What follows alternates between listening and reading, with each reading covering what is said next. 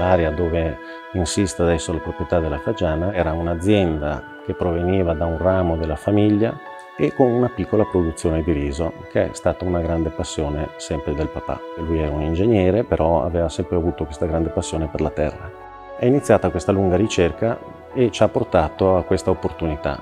E 95-96 è stato il primo anno in cui siamo subentrati. La prima cosa che ho pensato è stato: è una bellissima proprietà, rimbocchiamoci le maniche e diamoci da fare.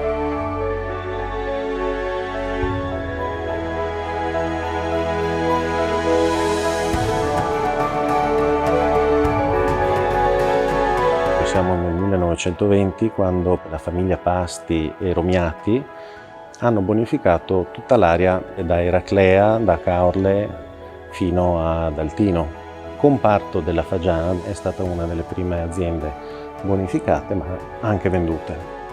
Il riso alla fine, quando tu lo segui dall'inizio, dalla piantumazione, lo vedi crescere, lo vedi nascere, è come se fosse un tuo figlio.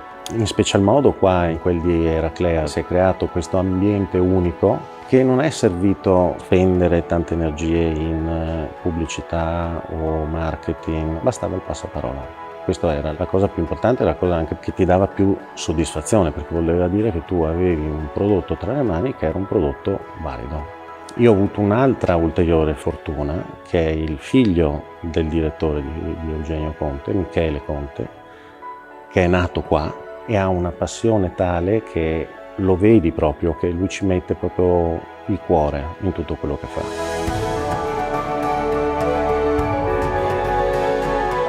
Grazie al PSR Veneto siamo riusciti ad acquistare un sistema di irrigazione goccia a goccia, oltre che a un sistema di irrigazione tradizionale chiamato appunto rotolone per l'irrigazione dei campi, e con questo sistema stiamo portando avanti delle tecniche nuove di irrigazione per il risparmio idrico. Minor uso dell'irrigazione senza andare a discapito della produzione del riso. E questo è un ulteriore pregio, se posso dire, un ulteriore attù per portare avanti quelle tradizioni e quel modo di lavorare a cui siamo abituati, e sperando di riuscire a fare sempre meglio.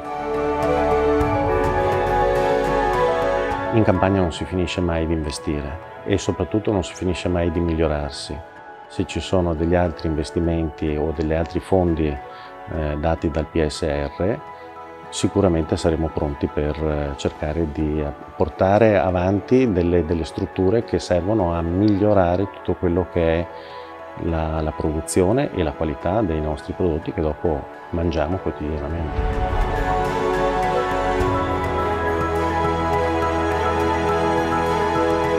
Per me il PSR Veneto è e sarà un'ottima opportunità per tutti quelli che riescono ad accedervi e ad apporre una miglioria all'interno della propria azienda.